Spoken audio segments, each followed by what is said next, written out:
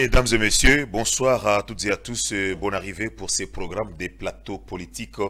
Plateau politique, comme vous le savez, c'est un magazine des questions d'actualité. Et ce soir, nous sommes sur ce plateau avec Monsieur Faustin Katanga, coordonnateur national de la société civile Nouvel Espoir. Il est en même temps secrétaire rapporteur du groupe de travail thématique justice et droits humains au sein, évidemment, du cadre de concertation de la société civile. Monsieur Faustin, bonsoir. Bonsoir, monsieur le journaliste. Je vous donne l'occasion de compléter votre présentation. Oui, justement, comme vous le disiez bien, je suis monsieur Faustin Katanga, coordonnateur national de la société civile Nouvel Espoir, SOCIN en sigle. Votre caméra est là-bas. Oui, je suis en même temps secrétaire rapporteur du groupe de travail thématique justice et droits humains au cadre de consultation nationale de la société civile RDC. Mais je suis en même temps coordonnateur du Centre de formation internationale en droits humains et développement, CFIDH ou GDH. Et voilà, il y a d'autres responsabilités, j'épargne les autres. Donc, on retient que M. Faustin Katanga est un agent social, un agent de la société civile, ça fait beaucoup d'années. Vraiment beaucoup d'années, activiste de la société civile, activiste des droits de l'homme, et je dirais de carrière maintenant. Oui. Et comment se porte la société civile congolaise? La société civile congolaise se porte bien. On dit qu'elle est politisée maintenant.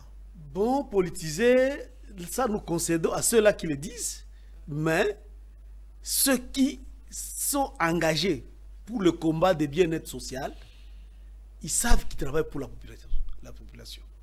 Et donc, ils ne doivent pas travailler pour la politique. Vous voyez? Dans nombreux cas, on a remarqué que la société civile, ces acteurs ont toujours eu des tendances, des penchants, et ça laisse à désirer. Là au moins, j'aurais voulu que vous puissiez certains de ces acteurs. Pas tous les acteurs. Pas vraiment tous les acteurs. Il y en a ceux qui sont réellement dans la société civile et ne travaillent que pour la population au sein de la société civile. Certes, il peut y avoir certains d'autres bon, qui ont leur penchant, ils sont libres d'avoir ces penchants-là, mais ils devraient comprendre que ces penchants-là n'honorent pas l'appellation d'acteur de la société civile. Parce qu'un acteur de la société civile, c'est un acteur qui est d'abord apolitique. Il ne peut pas être au même moment politique et apolitique. Alors, aidez un peu les téléspectateurs à comprendre quel est le travail de la société civile à côté des politiques. En fait, la société civile, c'est... En fait, le travail de la société civile ou des acteurs de la société civile, c'est de canaliser les aspirations de la population auprès des décideurs, en fait que ces aspirations puissent trouver solution. Et au Congo, le travail fonctionne? Le travail est immense, presque dans tous les domaines, je vous dis, ce n'est pas facile. Oui. Ok, vous travaillez aussi beaucoup plus dans les domaines des droits de l'homme, droits humains. Alors, nous sommes depuis 3 ans, 4 ans sous ces régimes qui prônent l'état des droits. Avec une approche d'un expert, comment diriez-vous au sujet de l'état des droits?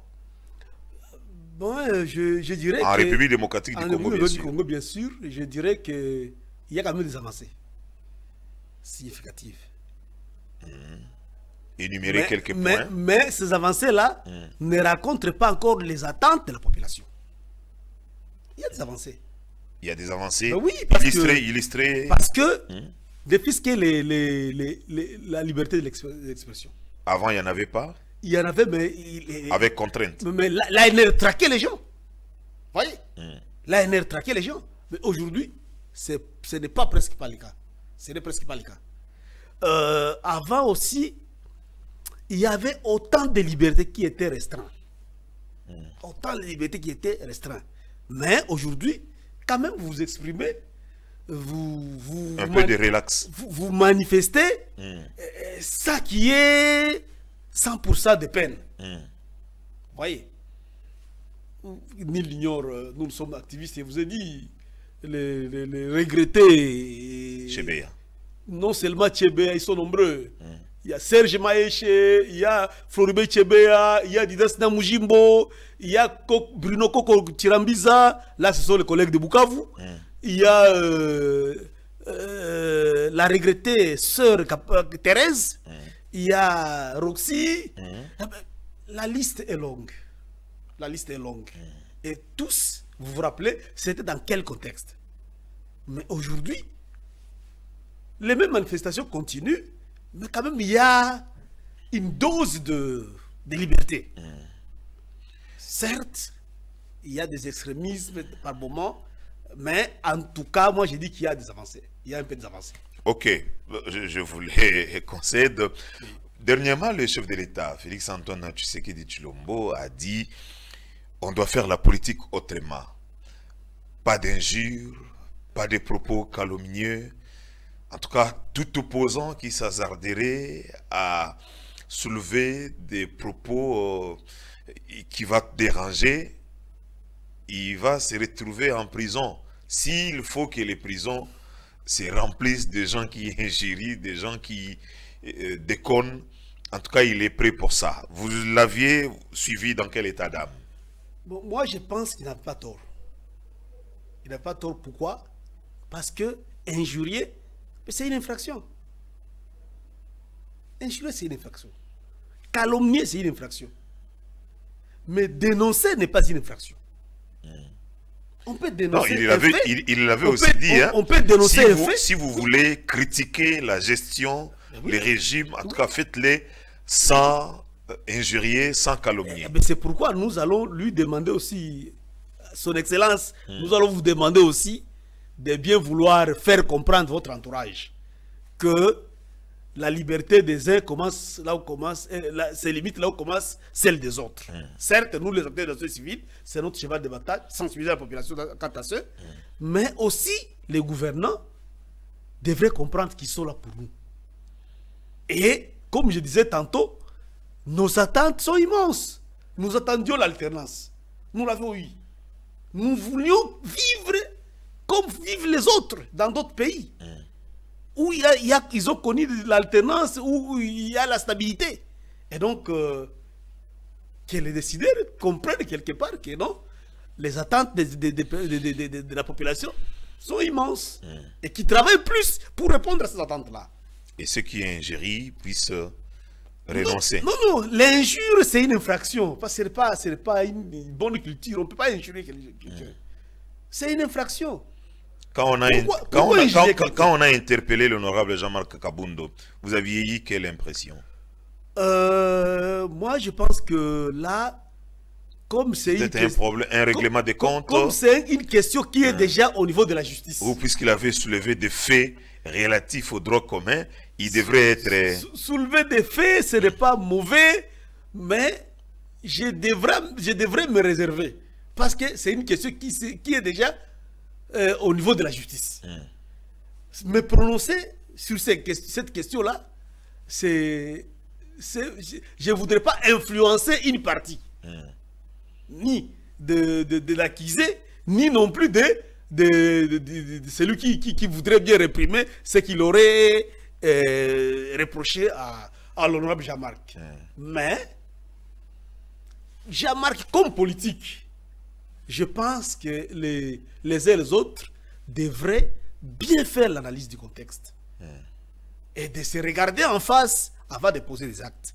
Voilà là où je me limite.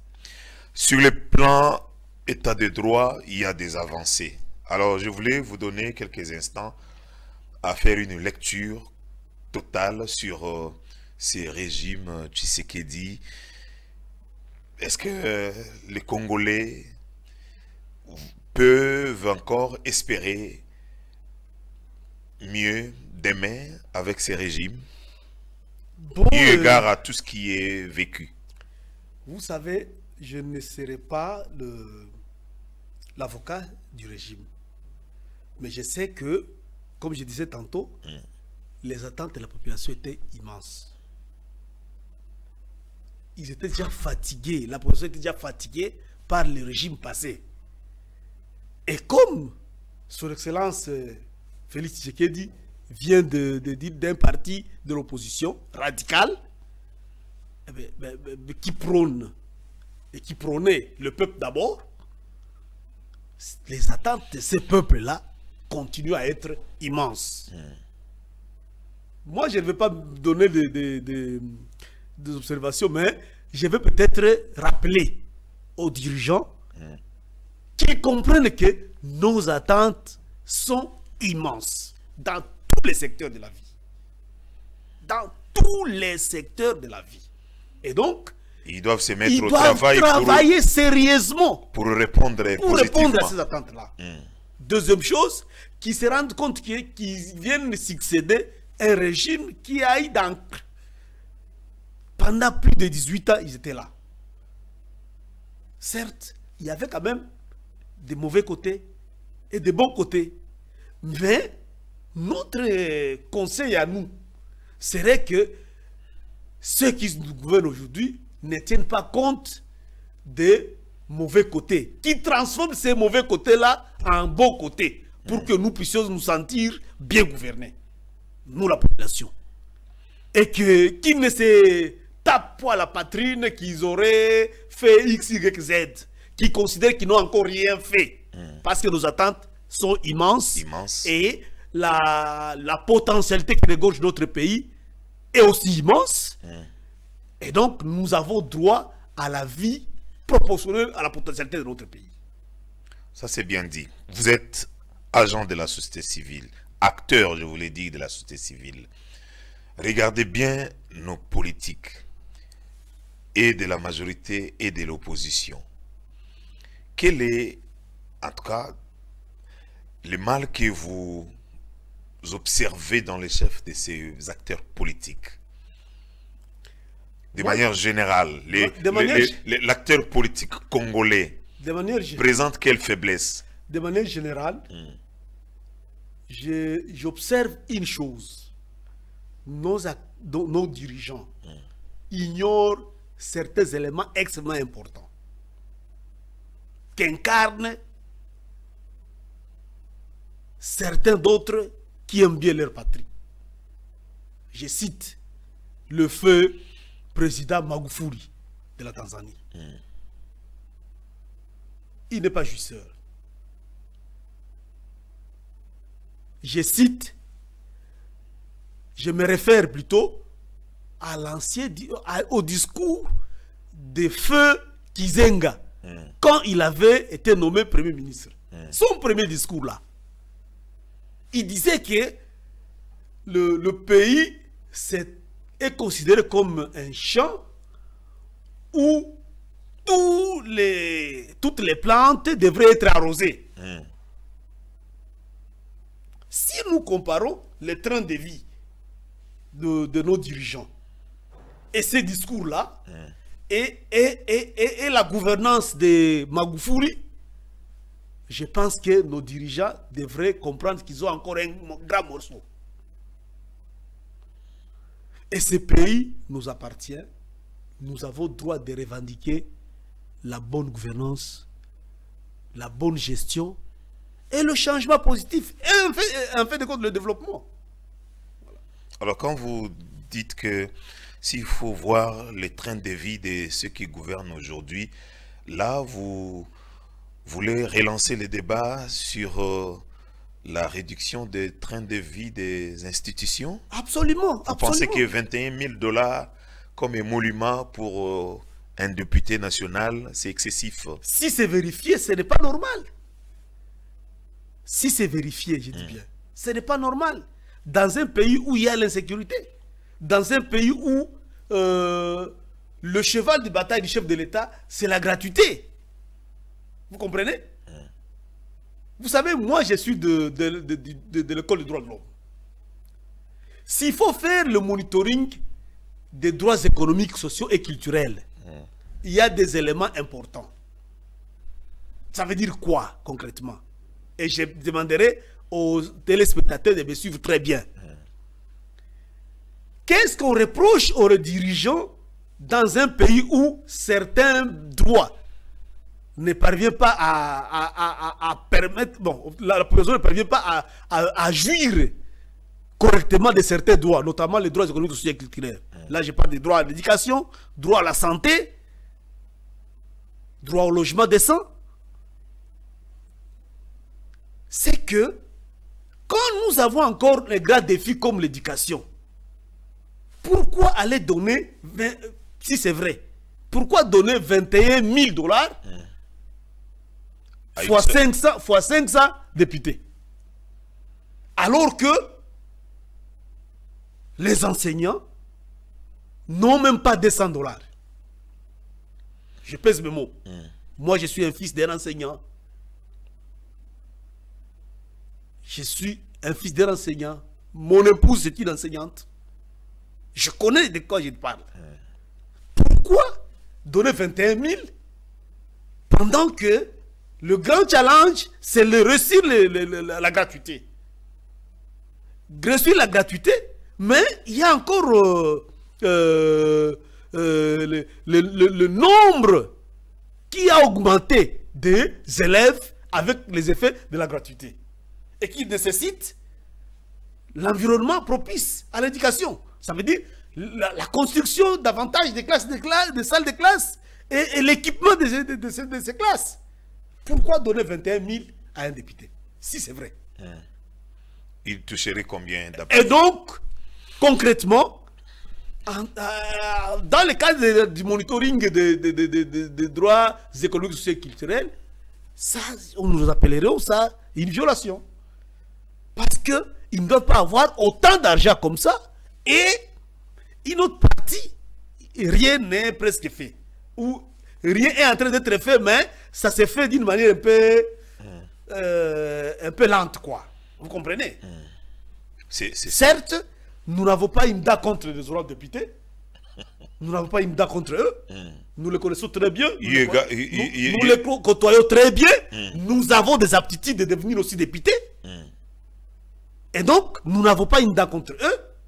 Mais les honorables députés doivent comprendre qu'ils ont été élus par la population. Et leurs électeurs ont droit à une vie décente. Donc, ils cèdent une partie de leur émolument pour profiter aux S'ils ne cèdent pas leur partie de l'émolument, qu'ils augmentent le budget de l'éducation, par exemple, qu'ils augmentent le budget de la santé, par exemple, qu'ils augmentent le budget des infrastructures, par exemple. Déjà, à eux seuls, aux institutions, 40% vont pour les frais de fonctionnement des institutions. Mais ce n'est pas correct. Ce n'est pas correct. Ce n'est pas correct. Si ça s'avérait vrai, parce que moi, je n'ai pas encore de précision. Moi, je dois le parler au conditionnel. Mais je continue à faire des recherches. Si ça s'avérait vrai, en tout cas, là aussi, Kivu, on a lancé une campagne 0 élu, réélu.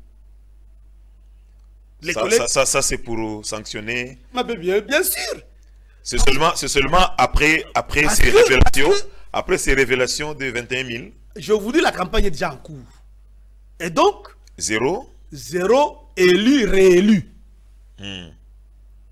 Ok. Et il ne doit pas négliger ça. Et je pèse mes mots. Parce que qu'est-ce qui motive le temps de tromper la population est révolu. Travailler réellement et correctement pour la population. Non pas pour ses propres poches. Imaginez-vous, s'il vous plaît. Si c'est vrai ce que vous dites, 21 000 fois 500 députés, c'est combien d'argent par mois? C'est combien d'argent? C'est combien d'écoles? C'est combien de maternités? Moi, je suis un homme de terrain. Je suis déjà arrivé dans des coins et recoins où on me présente, c'est ça la maternité. Il n'y a pas d'abord les lits, il n'y a pas de médicaments, il n'y a pas la salle d'accouchement n'a pas de portes. Imaginez-vous au Congo.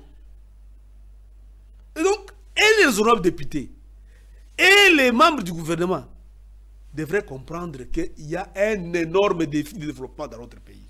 Donc, il ne devrait pas... Ils travaillent d'abord pour le développement du pays, pas pour soi-même. Il ne devrait pas rester dans l'opulence. Voilà. Il devrait plutôt penser aux électeurs. Passer au Congo, au développement et au décollage du Congo. Alors, puisque nous parlons développement et décollage du Congo, vous continuez ou vous faites foi au projet de développement des 145 territoires que le gouvernement entend lancer? Je pense que si ce projet arrive, ce programme sera bien implémenté, ça peut nous permettre le décollage. Vous pensez que oui, ça peut... Oui. Et nous promettons au gouvernement. Dans chaque territoire, on met des infrastructures sanitaires, écoles, centres de santé. Et puis, sans oublier l'accès. Les routes de sites agricoles. Relier les grandes agglomérations des grandes villes. Le Congolais peut se développer d'histoire de lui-même. Il y a des exemples, il y a des milieux où je suis arrivé. Moi, je suis un homme de terrain. Je ne reste pas souvent ici à Kinshasa. Je ne reste pas beaucoup souvent aussi à Bukavu. Je suis dans des territoires, dans des fins fonds, pour voir la situation de la population. Et je vous dis, il y a des coins où, s'il y a quand même un boost, on booste un peu le développement en termes des infrastructures routières, par exemple. Mais c'est fini, la population va se développer d'elle-même. Mais d'aucuns redoutent que, puisque les Congolais est réputé détourneurs, qu'on puisse détourner ces fonds-là. Évidemment, si on ne fonctionne pas les contrôles. Et c'est pourquoi nous leur disons que nous n'allons pas laisser les chèques à blanc. Nous allons surveiller de près.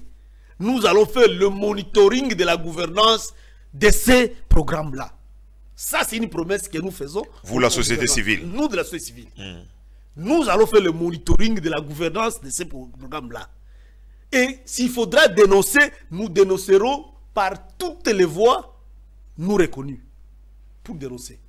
Vous avez déjà mis en place des mécanismes et des contrôles. Mais oui, nous sommes partout. Nous sommes partout. Nous sommes partout. Dans tout le territoire, dans toutes les provinces, nous sommes là-bas.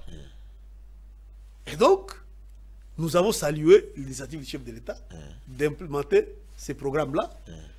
Nous avons dit coup de chapeau au ministre du Plan, qui a bien voulu que ces programmes soient mis en place.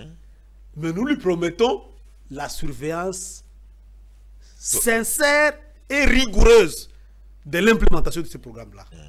C'est ça notre rôle. Pas de détournement. Non, nous allons surveiller de près.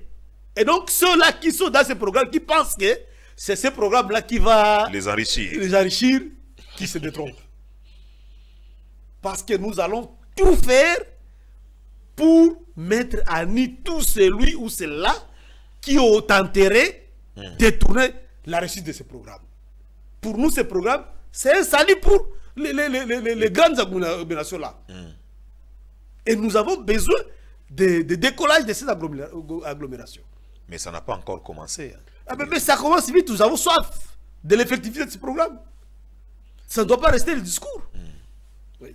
Bougananga est aujourd'hui occupé. Ça ne va pas profiter de ces programmes des 45 territoires. Bunagana occupé, oui. Bunagana se trouve dans le territoire de Rutshuru, au Nord Kivu. Nous sommes parmi ceux-là qui sommes choqués de la manière dont cette entité est prise en otage par le Rwanda.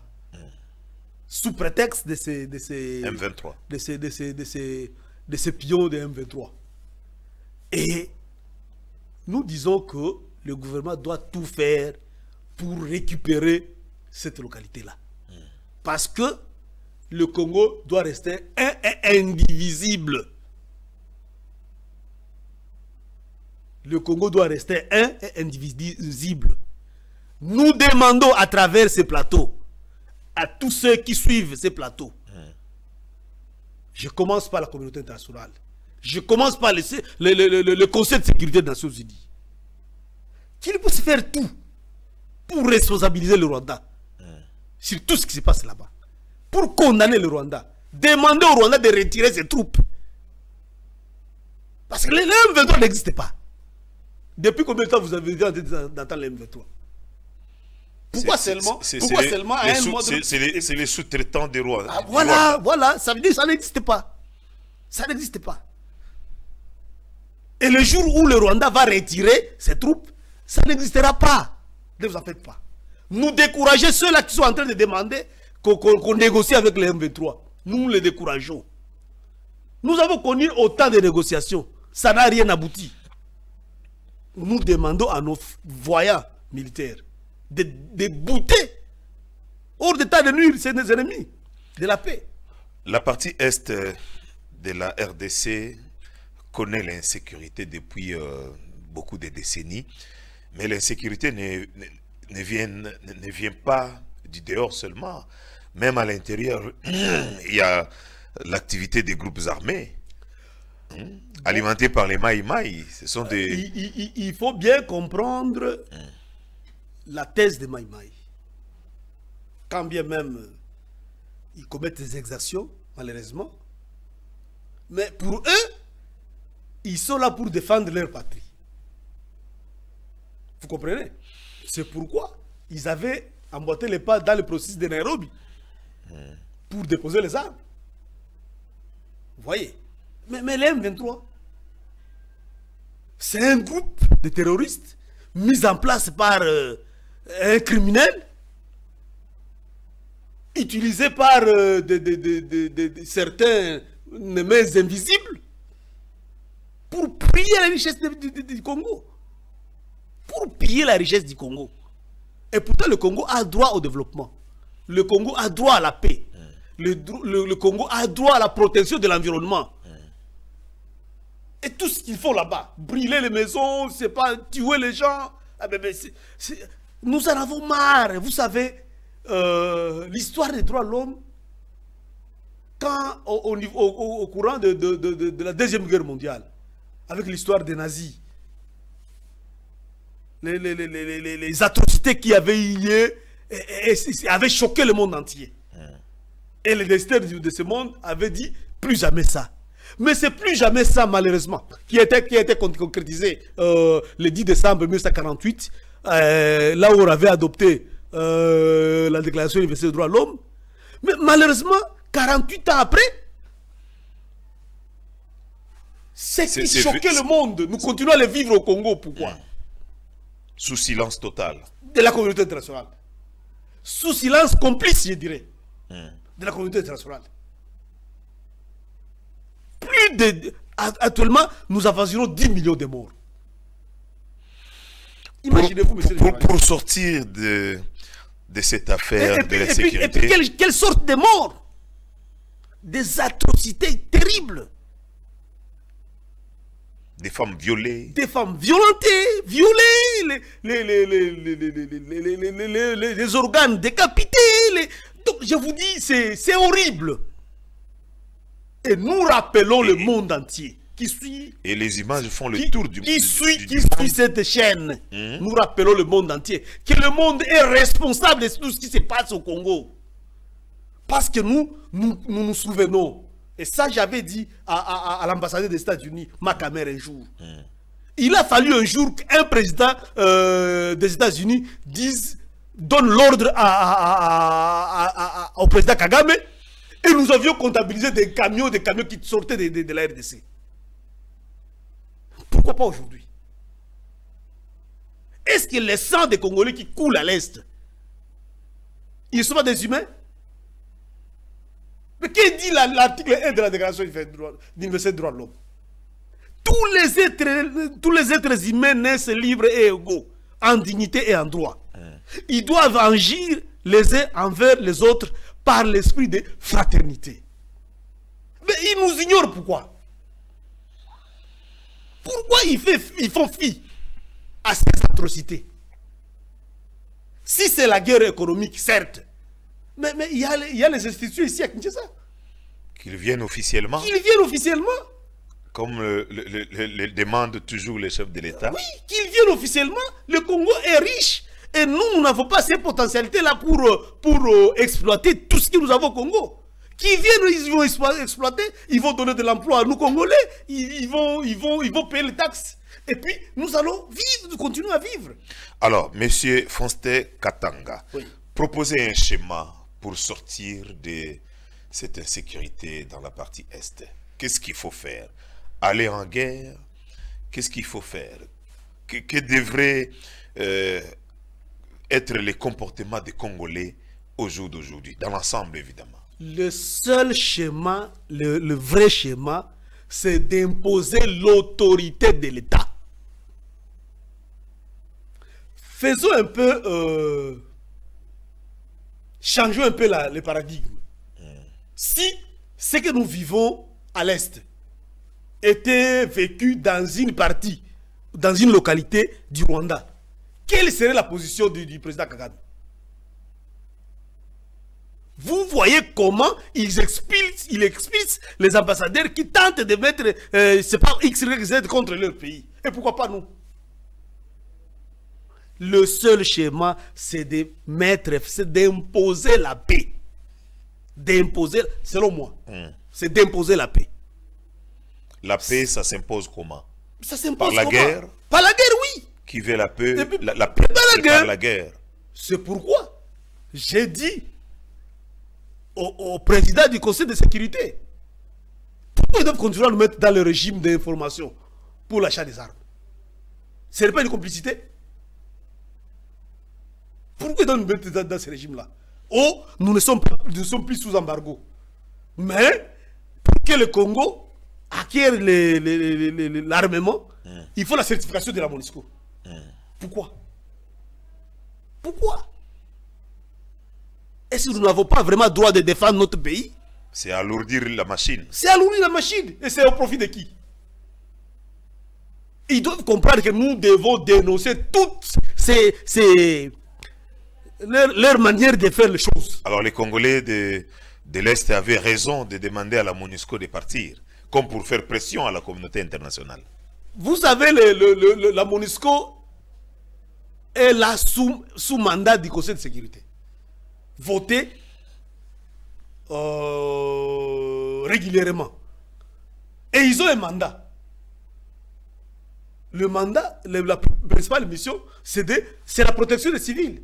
Et si les civils continuent à être tués, à être violentés, vous pensez que ces civils-là vont continuer à observer?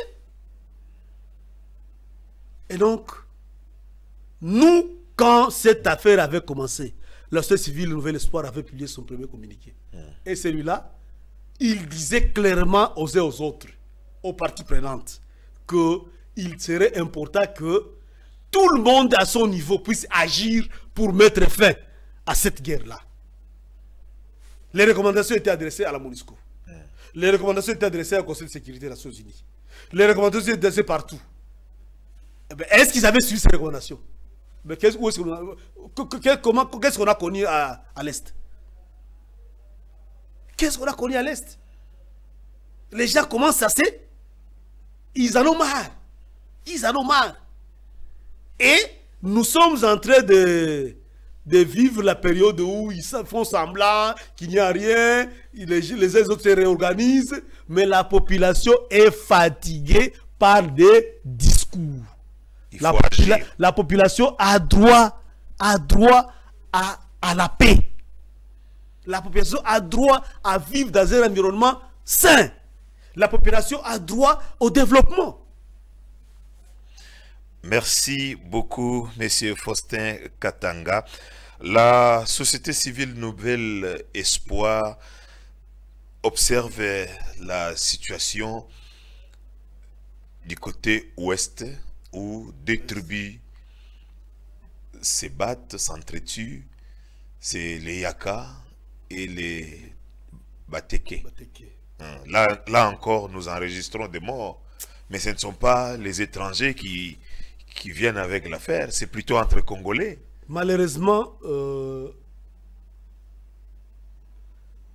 les compatriotes de l'Ouest qui vivent toujours en paix, ils voudraient bien expérimenter les calvaires que vivent les autres à l'Est. Moi, je vais de leur déconseiller.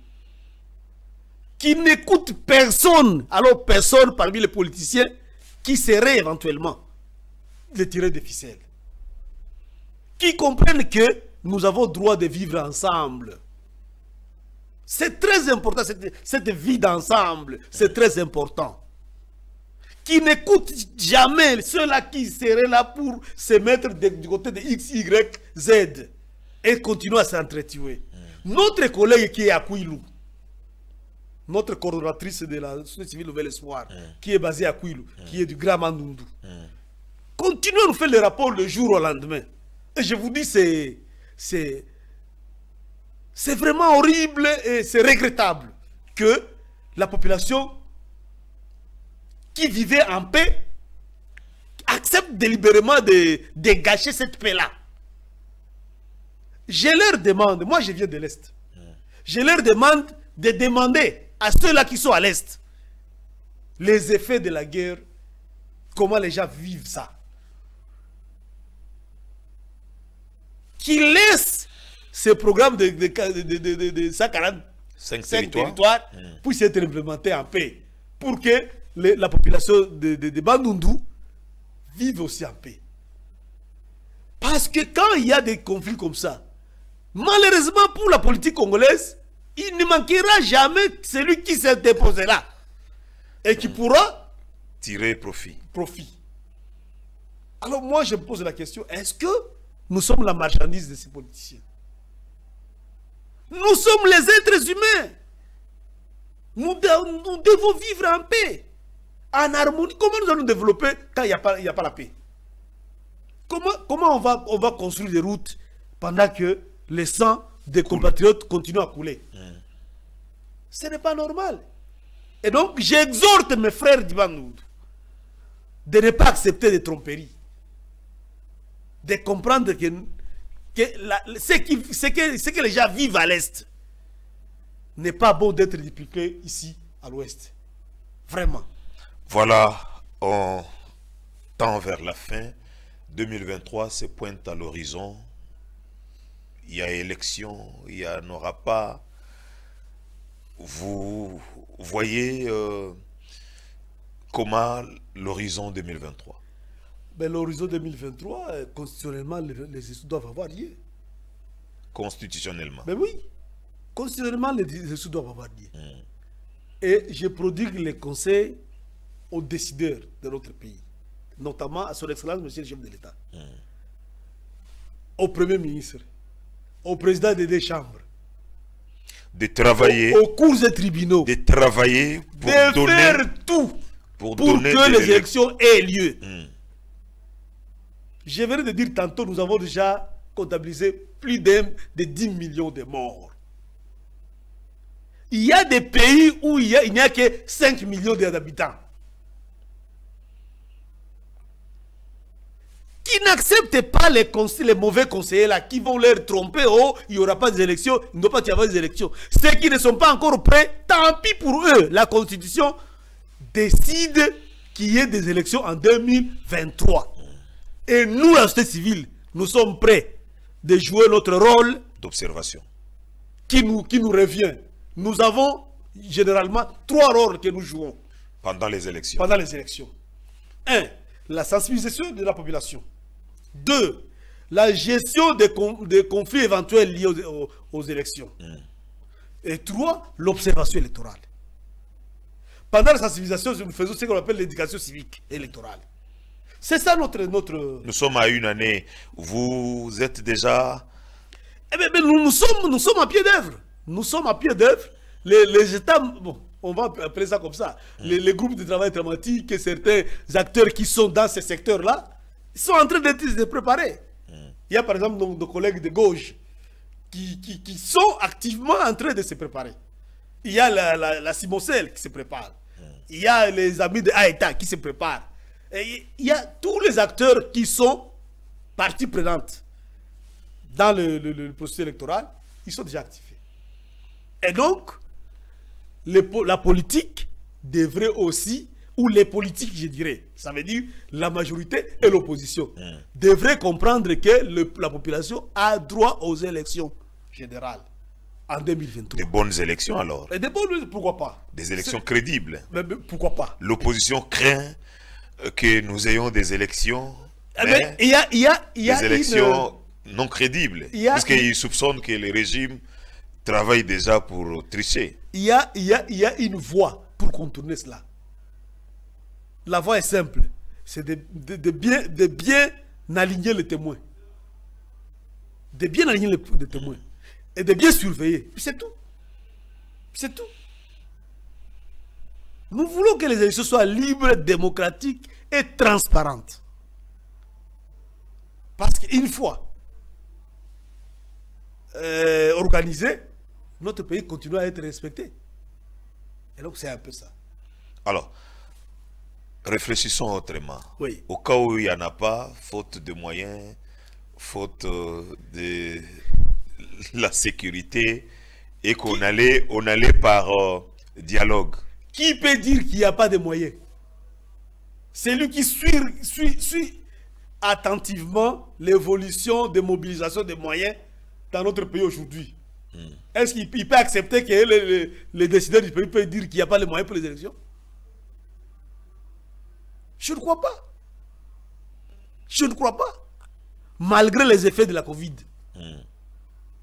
Regarde les réalisations des différentes régies financières. C'est énorme. C'est énorme. Ça veut dire qu'il n'y a pas de prétexte de ne pas organiser les élections. Il y a la coopération internationale. Certains partenaires du Congo sont aussi disponibles au fait à nous accompagner. Et donc, nous pensons qu'il n'y a pas de raison de ne pas organiser les élections. Il n'y a pas de raison.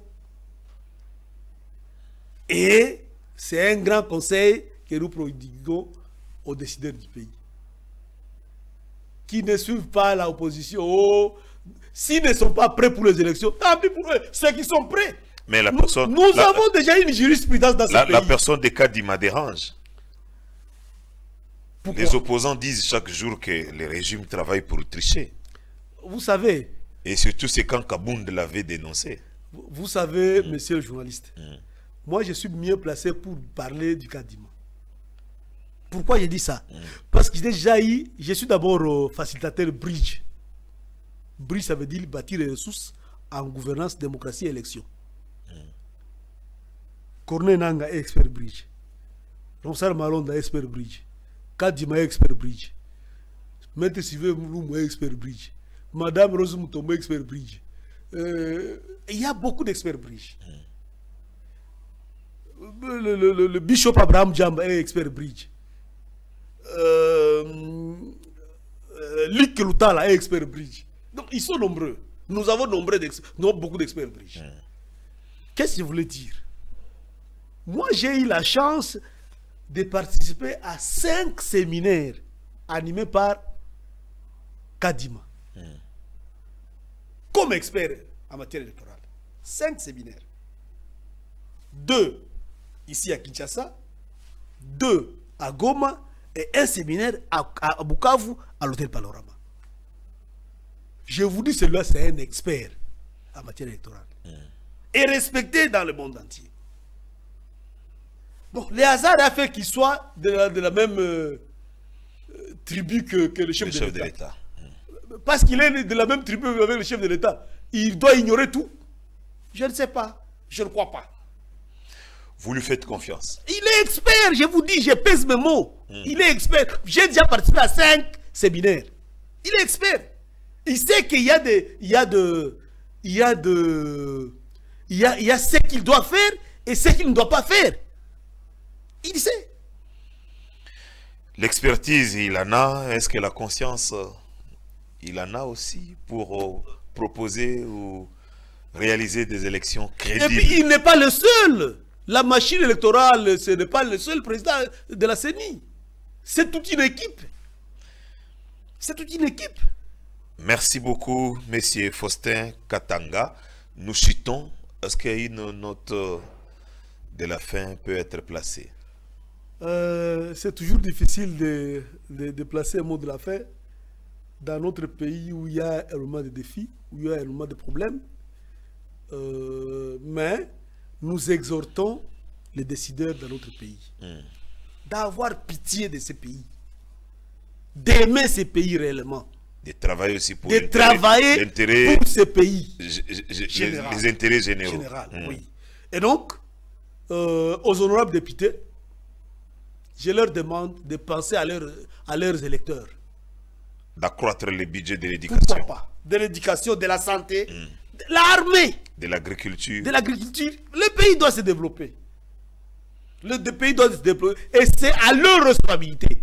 Leur rôle, ce n'est pas de construire des ponts. Non. Leur rôle, ce n'est pas de construire des hôpitaux. Non. Le rôle des députés, là, il y en a trois. C'est une façon pour eux de contribuer socialement, non? Mais non, ce n'est pas le travail. Ce n'est pas le travail. Le travail, c'est nous représenter, nous, la population. Ils nous représentent pour faire quoi? Pour voter les lois du pays. Ils nous représentent pour contrôler le gouvernement et d'autres institutions. Et ils nous doivent le compte. Ils doivent nous rendre compte. Ils nous sommes redevables. Bien sûr. Merci beaucoup. Merci beaucoup, monsieur Faustin Katanga.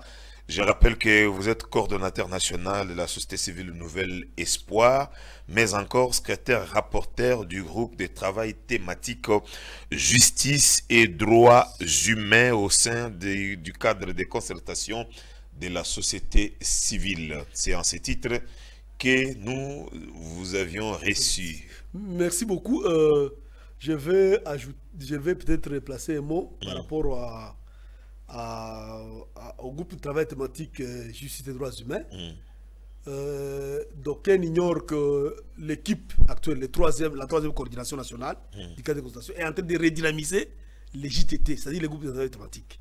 C'est ainsi que chaque groupe thématique a son jour pour passer aux élections. Et moi, j'étais parmi ceux-là qui étaient élus dans l'équipe des groupes de travail thématique justice et droits humains, avec notre team leader, Madame Foura Desi. Nos félicitations. Oui. Et nous voudrions vraiment redynamiser ces groupes de travail. Vraiment redynamiser. D'ailleurs, d'ici là, les réunions sont en train de se tenir et le plan d'action, d'ici là, sera présenté. Voilà. Merci beaucoup. Merci beaucoup à vous également, mesdames et messieurs, vous qui nous aviez accordé votre attention soutenue. Nous allons nous retrouver avec vous la semaine prochaine. Mais d'ici là, portez-vous bien et bonne suite des programmes sur la télévision catholique Elikia. Merci. Merci.